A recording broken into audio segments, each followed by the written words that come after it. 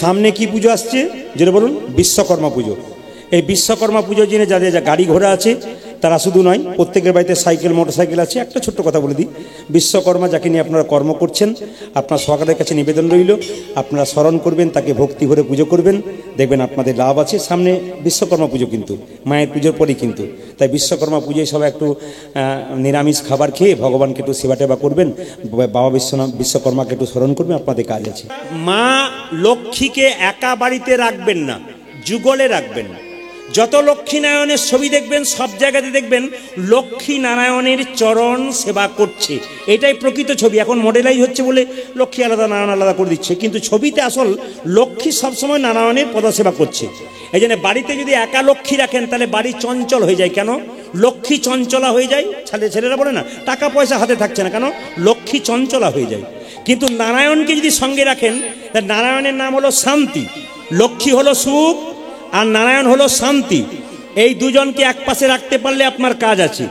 লক্ষ্মী নারায়ণ যুগলে রাখবেন, আপনার লাভ আছে। লক্ষ্মী পুজোয় কলা দিতে নাই কেন? না, লক্ষ্মীর স্তন যুগল থেকে কলার সৃষ্টি হয়েছে, এই জন্য লক্ষ্মী পুজোতে কলা দিতে নেই মা। তবে যখন লক্ষ্মীনারায়ণ যুগলে রাখবেন আপনারা কিন্তু কলা দেবেন। কোজাগরী পূর্ণিমা লক্ষ্মী পুজোতে দেখবেন আপনারা সবাই, ওই সময় দেখবেন কি দেওয়া হয়? কোলা। কোলা কলা নয়, কয়কার লয়কার কোলা। কোলা মানে কি? তালের যে অঙ্কুর, তালের যে শ্বাস, ওইটাকে বলছে কোলা। ওইটা কিন্তু সেই সময় পাওয়া যায়। তো মায়েরা বলুন, লক্ষ্মী পুজোর সময় কি বলেন? কি বার লক্ষ্মী পুজো করেন? সোমবার দিন, বৃহস্পতিবার দিন আছে। কি বলেন? এসো মা লক্ষ্মী বসো মা ঘরে, আমার ঘরে থাকো মা অন্ধকার ও আলো করে। আমি মাঝে মাঝে ভুলে যাই, ঠিক করে দেবেন। আমার ঘরে থাকো মা আলো করে। আজকে যারা কীর্তন শুনতে এসছেন, কাল সকালবেলা থেকে আপনাদের এক একজনের কাজ আছে। কেউ ব্যবসা করে, কেউ বাণিজ্য করে, কেউ চাকরি করে। কিন্তু জেনে রাখবেন আপনারা, বলছে সকাল থেকে সন্ধে পর্যন্ত যা কর্ম করবেন, সন্ধ্যাবেলায় যেখানে হরিনাম হবে, ভাগবত পাঠ হবে, সেখানে বসবেন। কেন? অজান্তে মহাপ্রভুর কৃপা আপনার উপর বর্ষণ হবে। আপনি একদিন বুঝতেই পারবেন না আমার এত উন্নতি কেন হচ্ছে, আপনার মহাপ্রভুর কৃপা আপনার মাথায় পড়ে গেছে। যতজন হিন্দু ভাইয়েরা এখানে কীর্তন শুনতে এসছেন, সবার কাছে প্রদীপ পলে করার জন্য নিবেদন রইল, স্নান করার পর তুলসী গাছে জল দেবেন, ভিজে কাপড়ে নয়, শুকনো কাপড়ে। প্রশ্ন করবেন ভিজে কাপড়ে নয় কেন? ভিজে কাপড়ের জল মন্দিরে যত পড়বে তত আপনার পায়ের জল মন্দিরে পড়লে ক্ষতি হবে। পশ্চিম দিকে মুখ করে আপনি জল দেবেন না। কেন দেবেন না? তাহলে মুসলিম ভাইয়েরা পশ্চিম দিকে নামাজ পড়ে, আল্লাহ নেই? আছে, ভগবান সব দিকে আছে, কিন্তু শাস্ত্র বলছে আমাদের যে সূর্যদেব পূর্ব দিকে ওঠে, সূর্যকে পিছু করে হিন্দু কোনো ভালো কাজ করবে না, না সাধ্যের কাজ, না পুজোর কাজ, না ভালো কাজ কোনোদিন করবে না। এটা মাথায় রাখবেন। তৃতীয় মায়েরা লক্ষ্য করুন, যদি কৃষ্ণের মাথায় আপনি মুকুট, সোনার মুকুট পরাতে চান, আপনার টাকা পয়সা না, একটা উপায় বলে দেবো, মুকুট পরাবেন। দাদা ভাইয়েরা সবাইকে বলে দিই একটা কথা, আপনার কৃষ্ণকে যদি সোনার মুকুট পরাতে চান, একটা উপায় আছে। কি? যে তুলসী গাছের মঞ্জুরি আছে, ওই মঞ্জুরিটা কেটে যদি গোবিন্দের মাথায় দিতে পারেন, ওটা সোনার মুকুটের সমান হয়ে যায়। তুলসী গাছে ছায়া লঙ্ঘন করতে পারবেন না, মাথায় রাখবেন। তুলসী গাছে ছায়া লঙ্ঘন করতে পারবেন না। তুলসী গাছে যখন জল দেবেন মায়েরা, তুলসী গাছের যে গর্তটা থাকে, জলটা যেন উপচে নিচে না পড়ে যায়, খুব মাথা রাখবেন। এগুলো কিন্তু করতে হয়। সংসারে জানতে গেলে, কীর্তন শুনতে গেলে আপনাকে জানতে হবে। দেখবেন ড্যান্স হাঙ্গামা যদি এখানে হতো, তাহলে কেউ যদি কারো পাশে বসতো, জোর করে দেখবেন এরকম করে দিত। আর হরিনাম হচ্ছে বলে দেখবেন ফাঁকা থাকলে না থাকলেও টেনে টেনে বসাই। কেন? ঝগড়া এখানে হয় না, বিবাদ হয় না, এখানে হরিনামের জায়গা। তুলসী মন্দিরে মায়েরা জল দেবেন, মাথায় রাখবেন। পাতা তুলবেন, কিন্তু মাথায় রাখবেন পাতা তুলতে তুলতে পাতা বা গাছের ডাল যেন ভেঙে না যায়, তবে কৃষ্ণের অঙ্গে আঘাত করা হয়। এগুলো খুব মাথায় রাখবেন, দেখবেন আপনাদের কাজ আছে। তবে তুলসী পাতা নিত্যানন্দ মহাপ্রভু, অদ্বৈত শ্রীবাস গদাধর, পঞ্চতত্ত্ব আছে ছবি, সবাইকে দেবেন না, মহাপ্রভুকে দেবেন। উনি কৃষ্ণ। ব্রজেন্দ্র নন্দন যেই শোষিত হলো সেই বলরাম হইল নিতাই। অদ্বৈত প্রভু হলো বিষ্ণুর অবতার, বলরাম নিত্যানন্দ হলো, এই জন্য মহাপ্রভু কৃষ্ণ, মহাপ্রভু তিনজনকে দেবেন। অদ্বৈতকে দেবেন না, শ্রীবাসকে দেবেন না। কেন? একটা শক্তিতত্ত্ব, একটা ভক্তিতত্ত্ব। রাধারানী এবং কৃষ্ণ যুগলে থাকবে, আপনি রাধার হাতে তুলসী পত্র দেবেন, কৃষ্ণের হাতে দেবেন না। গুরুদেবের পায়ে কোনোদিন তুলসী পত্র দেবেন না, গুরুদেবের ছবি রাখবেন। সবার উপরে গুরুদেবের ছবি রাখবেন না, সব দেবদেবীর নিচে ছবি রাখবেন। এবং গুরুদেবের ছবির বক্ষে কিন্তু আপনারা কি করবেন না, আপনারা তুলসী পাতা দেবেন, চন্দন দিয়ে দেবেন। চন্দনটা গড় গড় করে যেন পায়ে না পড়ে, হালকা চন্দন দিয়ে গুরুদেবের বুকে তুলসী পত্র দিতে হয়। এগুলো জানবার জন্য কীর্তন শুনতে আসা। কয়েকদিন আগে একটা আসরে গান গাইছিলাম, বাঁকুড়া জেলাতেই ছিল, হুগলির বর্ডার বাঁকুড়া। 3টে মেয়ে কলকাতা থেকে কীর্তন শুনতে এসছে ওদের বাড়িতে, 4 চাকা গাড়িতে 3টে গোপালকে কোলে নিয়ে এসছে। 3টে গোপালকে সামনে বসিয়ে, সামনে চুপচাপ 3টে মেয়ে বসলো। কীর্তন শেষ হয়ে গেল, সবাই যখন চলে যাচ্ছে প্রণাম করে, ওই মেয়ে 3টে কি করছে? গড়াগড়ি দিচ্ছে ধুলোতে, সুন্দর শাড়ি পরে গড়াগড়ি দিচ্ছে। কীর্তনের শেষে জিজ্ঞেস করলাম, দিদি এদিকে আসুন। বলো, আপনি যে গড়াগড়ি দিচ্ছেন, নতুন শাড়ি নষ্ট হয়ে যাবে তো ধুলোতে। আমি চালাকি করে জিজ্ঞেস করলাম। উনি তখন আমাকে বললেন, আপনার কীর্তনীতে শুনেছি একজন স্বামীর 10টা কাপড়ের দোকান থাকলে তার স্ত্রী যখন মারা যাবে একটা কাপড়ও সঙ্গে দেবে না। তার শাড়ি যদি সঙ্গে না যায় দাদা, তবে ধুলোই গড়াগড়ি দিলে যে আমার কৃপা হয়ে যাবে। আচ্ছা, আপনি কি করেন? তখন উনি বলছেন কি আর করব, ছেলে পড়াই। কোথায়? কলেজে। চিন্তা করে দেখুন, কলেজের অধ্যাপিকা, প্রফেসর, সেই মেয়েটি কি করছে আজকে ধলাই গড়াগড়ি। আমরা বললাম আপনি এত উচ্চমানের লোক হয়ে, মানে মেয়ে হয়ে এটা করছেন?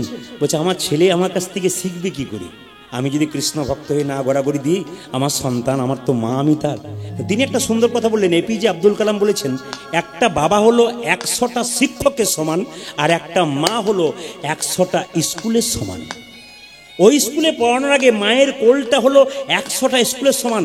আপনার চলা যেমন হবে বাচ্চার চলা তেমন হবে, আপনার বলা যেমন হবে বাচ্চার বলা তেমন হবে। বলবেন তাহলে বাবাদের দোষ নেই? জন্ম দিয়ে তো ওরা তো ব্যবসা বাণিজ্য করতে গেলো, আপনার কাছে বাচ্চা থাকবে, আপনি তো মানুষ করবেন, আপনাকে দেখে কিন্তু আপনার বাচ্চা লক্ষ্য করবে। এই জন্য আপনার দায়িত্ব কিন্তু সবচাইতে বেশি। ওই জন্য পুরুষদের জন্য বললো 100টা শিক্ষকের সমান, আপনি 100টা স্কুলের সমান। ওই জন্য আপনাদের একটা সুন্দর কথা বলে দিই, প্রিয়াঙ্কা গোস্বামী বলে একটা মেয়ে, যার মেরুট বাড়ি, সেই মেয়েটা কিন্তু দেখবেন আমাদের কমনওয়েলথ যে গেমস হচ্ছে সেখানে 20 কিলোমিটার রেসে সে 17 নম্বর মানে স্থান দখল করেছে এবং রৌপ্য পদক নিয়েছে। সেই মেয়েটাকে যদি আপনারা দেখেন, তাহলে লক্ষ্য করবেন টিভিতে, ও যখন পুরস্কারটা নিতে যাচ্ছে, এক হাতে গোপাল, এক হাতে পুরস্কার। খুব গরিবের ঘরের মেয়ে, ওই বাচ্চা মেয়েটা ছিল খুব গরিবের ঘরে।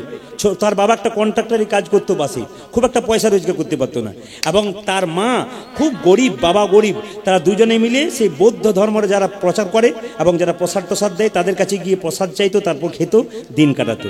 সেই মেয়েটা কৃষ্ণ গোপালকে কোলে নিয়ে আজকে 17 নম্বর জায়গায় অধিকার করে ভারতবর্ষের মাটিকে ধন্য করেছে, ভারতবর্ষকে ধন্য করেছে একমাত্র গোপালকে কোলে নিয়ে। তাহলে সেই বাবা মা শিখিয়ে দিয়েছে, যা করবি কিন্তু গোপাল ছাড়বি না।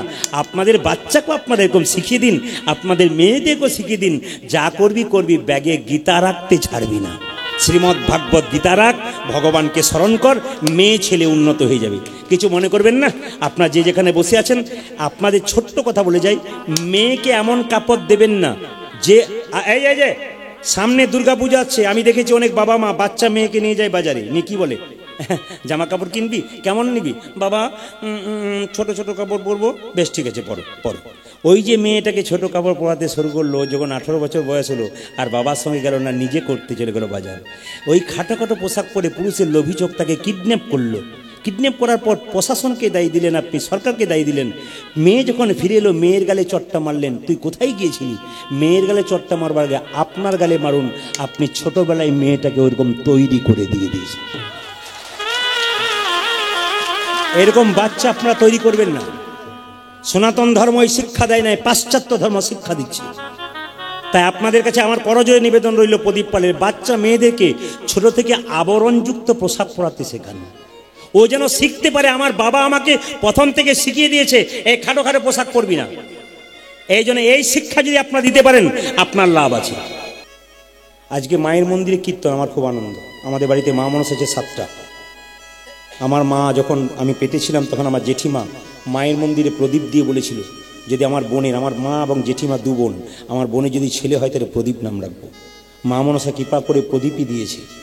কিন্তু আমার মা, আমার বাবা মায়ের মন্দিরে প্রতিদিন একটা কথা বলতো, যে আমার প্রদীপ যেন বিশ্বের মানুষ প্রদীপকে চিনতে পারে। মা, আমার বিশ্বের মানুষ যেন আমার প্রদীপকে চিনতে পারে। প্রত্যেকদিন কেঁদে কেঁদে আমার বাবা মন্দিরে একই কথা বলে। আজকে আমার বাবা বেঁচে নেই, কিন্তু আমি মনে মনে ভাবি যে বাবার আশীর্বাদটা আমার গোটাই পড়ে গেছে, বাবার আকুল আহ্বান পড়ে গেছে। ওই জন্য পৃথিবীতে যারা বেঁচে থাকে তখন বুঝতে পারেন না মর্মটা, মরে গেলে বুঝতে পারবেন ওরা কতটা অধিকার ছিল। আপনি আপনার বাবা মাকে ছেড়ে, স্ত্রীকে ছেড়ে বাইরে চলে গেলেন 10 দিনের জন্য, লোকে বললো কাকে ছেড়ে এসছো? আমার বাবা মা আছে তো অসুবিধা নেই, আমার স্ত্রীকে রেখে, স্ত্রী ছেলেকে রেখে। আপনার একটা ভরসা আছে, কেন? ওরা যতদিন দরজায় থাকবে, বাড়িতে থাকবে, কঠোর প্রহরী হয়ে থাকবে, ওদের সম্মান দাও, নইলে কৃষ্ণের কাছে কৃপা কোনোদিন পাবে না। আমি মেয়েদের একটা শিক্ষা দিতে চাই, কিছু মনে করবেন না, বোন যারা, দিদি যারা, সবাইকে শিক্ষা দিতে চাই। একদিন ফেসবুকে একটা জিনিস দেখলাম, আমার খুব ভালো লাগলো। একজন স্ত্রী রান্না বান্না করছে, তার স্বামী দরজায় বলছে, দরজা খোলো। কি হয়েছে, এত তাড়া করছো কেন? মা এসেছে, দরজা খোলো, মা এসেছে, আমি সেবা করতে পারবো না কারো, তুমি ওখান থেকে নিয়ে যাও। মানে মা এসছে, দরজা খোলো না। আমি বললাম তো দরজা খুলতে পারবো না, তোমার মাকে কোথাও নিয়ে যাও তুমি, তোমার তারও ভাই আছে, এখানে নিয়ে এলে কেন দুপুরবেলা? আমার কষ্ট, শরীর খারাপ, আমি রান্না করতে পারবো না, আমি 3 জনে করেছি, আমি পারবো না, যাও নিয়ে যাও তোমার মাকে। আরে দরজা খুলো না, মা এসেছে। আরে আমি দরজা খুলতে পারবো না, বললাম তো। আরে আমার মা নয়, তোমার মা এসেছে। তখন কি বলছে জানেন? তোমার লজ্জা করে না? 1 ঘন্টা ধরে আমার মাকে দরজায় দাঁড়িয়ে রেখেছে। আপনাদের কাছে আমার নিবেদন হলো, হাসি নয়, শিক্ষার জিনিস। আপনি উনার মাকে দেখতে পাচ্ছেন না, নিজের মাকে 1 ঘন্টা দাঁড় করাতে পারছেন না। কেমন মা আপনি? আপনি তো মা হতে পারেন না। আপনি কেমন মা? আপনি তো নিজেই মা হতে পারেন নাই, আবার মায়ের শিক্ষা লোক টিকিয়ে দেবেন আপনি। এই জিনিসগুলো করবেন না। যেখানে কোর্টে বিচার হয় সেখানে দেখবেন একজনের চোখে এরকম করে কাপড় বাঁধা থাকে, দাড়ি পাল্লা থাকে, শিক্ষা দেয় বিচার যেন সমান হয়। বিচারটা ওখানে তোমার। বাবা হলো বাড়ির ছাদ, মা হলো খুঁটি। বড় বড় মাছের পিসের রান্না হয় বাড়িতে, সবাইকে বড় বড় মাছের পিসগুলো দেওয়ার পর ছোট্ট পিসটা যার পাতে পড়ে থাকে সে হলো হাড়ির খাবারগুলো সবাইকে দেওয়ার পর পড়ে থাকুক আর না থাকুক যেটুকু থাকে সেইটা হলো মা। সবাইকে দেওয়ার পর নিজে পায় আর না পায় এটা হচ্ছে মা। মেয়েরা দেখবেন বাপের বাড়ি যায় না কখন থেকে বলুন তো? যখন থেকে মা বাবা মারা যায়। অনেককে জিজ্ঞেস করি, দিদি তুমি বাপের বাড়ি যাবে না? বলে কার কাছে যাব? আমার মাই তো নেই, আমার বাবা ছিল বুড়ো বাবাটা, সেটাও মরে গেল, আমি কার কাছে গিয়ে দাঁড়াবো? আর আমি যাবো না দাদা, সম্মান পাই না। মায়ের মতো আপনার হয় না। সবচেয়ে লজ্জার ব্যাপার, একটা মায়ের পেটে একটা বাচ্চা 10 মাস 10 দিন জায়গা হয়, সেই ছেলে বড় হয়ে কলকাতায় ফ্ল্যাট কিনলে মা বাবার একদিনের জন্য জায়গা হয় না। কেমন ছেলে আমরা? আমরা কেমন ছেলে? কীর্তন শুনে আমাদের কি লাভ আছে? বাড়িতে গিয়ে যদি পরিবর্তন হতে না পারলাম। চৈতন্য পরিবর্তন করুন, মনুষ্যত্ব বিকাশ করুন, মানুষ হন, নিজেকে মানুষে প্রকাশ করুন। নিজের ছেলেটাকে পোকা লাগা বেগুন করবেন না। আপনি পোকা লাগা বেগুন হবেন তো আপনার বাচ্চাটারও পোকা লাগা বেগুন হয়ে যাবে। মায়ের মতো আপনার কেউ হয় না। ছেলে যখন ছোট থাকে মা তখন কাঁদে, আমার খোকা খায় না গো, আমার খোকা খায় না, খুব শরীর খারাপ হয়ে যাচ্ছে, খায় না। ছেলে যখন ছোট থাকে মা কাঁদে খোকা খায় না বলে। আর ছেলে যখন বড় হয়ে যায় মা তখন পথে পথে কেঁদে বেড়ায়, আমার খোকা ভাত দেয় না বলে। কি লাভ কীর্তন শুনে যদি মনুষ্যত্বের প্রকাশ না করতে পারলেন? আপনি যে স্বামীকে এত কষ্ট করে পেয়েছেন আপনি পান নাই, আপনার বাবা বিয়ে দিয়েছে, কিন্তু আপনি চাকরিওয়ালা স্বামী, ব্যবসায়ী স্বামী, যাকেই পান না কেন, যে বৃদ্ধা কষ্ট করে তোমার হাতে তুলে দিয়েছে, গাছ আগে না ফল আগে, গাছটাকে যত্ন না করলে ফল যে শুকিয়ে যাবে এ কথা কারো বিবেকের মধ্যে জাগে না।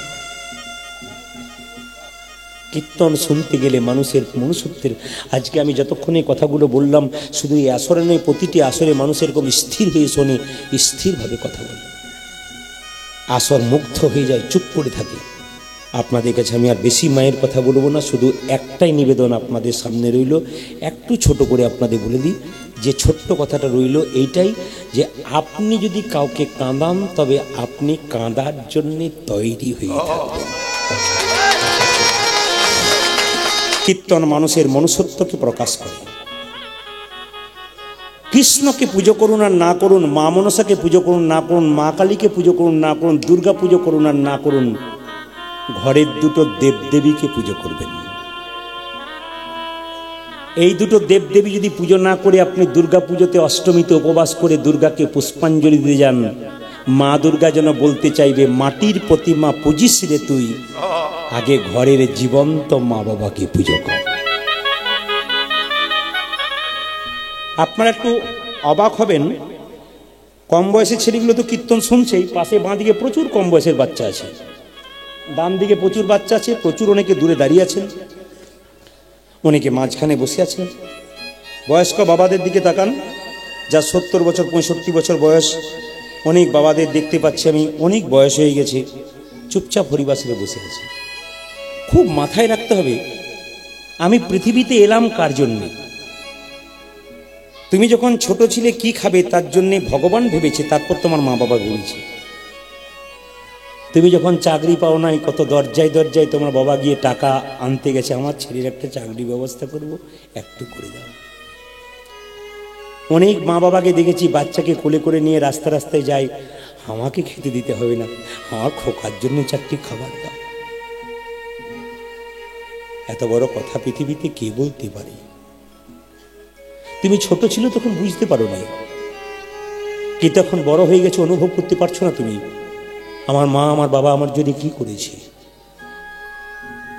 অক্লান্ত পরিশ্রম করেছে মা বাবা সংসারে ছেলে মেয়েকে মানুষ করার জন্য। সেই গাছটাকে যদি যত্ন না করতে পারি, সেই ফল হয়ে আমার কোনো লাভ নেই। কীর্তন শুনে কোনো লাভ হবে না যদি নিজের মনুষ্যত্বটাকে বিকাশ করতে না পারে। কীর্তন কেমন জিনিস দেখুন, এখন আসরটা স্থির হয়ে গেল কেন? আসরের যে যেখানে আছেন সেখানে চুপ করে বসে আছেন কেন? স্থির হয়ে গেলেন কেন? কীর্তন এইরকমই, আমার গুরুদেব বলেছেন, কীর্তন হাসাবি, কীর্তন কাঁদাবি, কীর্তন মানুষকে শিক্ষা দিবি, এটা তোর দায়িত্ব রইল। আজকে যারা কীর্তন শুনতে এসছেন, ছোট ছোট ভাইদেরকে বলবো, বড় হয়ে নিজের মা বাবাকে সেবা করো। ওদের সেবা করলে তোমার ছেলে যখন বড় হবে না, আমার বাবা যখন যত্ন করে নিশ্চয়ই আমিও বাবাকে করব। আর তুমি যদি না করো, তোমার ছেলে যখন বড় হবে তোমাকেও কাঁদাতে কাঁদাতে ঘর থেকে বের করে দেবে। সেই দিন তুমি বুঝবে আমি কি ভুল করেছিলাম। আমি মায়েদেরকে একটা সুন্দর কথা বলতে চাই, ছেলেদের একটা কুল রক্ষা করতে হয়, মেয়েদের দুটো কুল রক্ষা করতে হয়। একটা ছেলে যখন জন্ম নেয়, একটা বংশের প্রদীপ, মেয়ে দুটো বংশের প্রদীপ। মেয়ে যদি শ্বশুর বাড়িতে খারাপ ব্যবহার করে, লোকে বলা বলি করে, মেয়েটা খারাপ কেন বলতো? ওর বাবার বংশটা খারাপ। আর মেয়ে যদি শ্বশুর বাড়িতে ভালো ব্যবহার করে, লোকে বলবে মেয়েটা ভালো কেন বলতো? ওর বাবার বংশটা ভালো, নইলে মেয়ে এত ভালো হতে পারে? কুমোর যখন হাঁড়ি তৈরি করে, হাঁড়ি তৈরি করতে করতে হাঁড়ির কানা যদি বেঁকে যায়, তার জন্যে দায়ী কুমোর না হাঁড়ি? সে তো কুমোর দায়ী। আপনার ছেলে মেয়েকে আপনি তৈরি করতে পারলেন না, স্বার্থপর তৈরি করলেন, আপনি দায়ী। কথা আপনাকে শুনতে হবে, আপনি মেয়েকে বিয়ে দেবেন তো আপনি তার জন্য দায়ী। একটা প্রমাণ দিয়ে দেবো আপনাদের, খুব সুন্দর সুন্দর প্রমাণ আছে, প্রমাণগুলো দিয়ে দেবো। একটা মেয়ের 18 বছর বয়স হয়ে গেল, সে বিয়ে করতে যাবে, তখন মেয়েটা খুব কাঁদছে। মেয়ের মা বলছে, খুকি কাঁদিস না, আমি কথা দিলাম তোর বাবাকে মাসে মাসে পাঠিয়ে দেবো, কিন্তু একটা কথা আমাদের রাখবি, কি?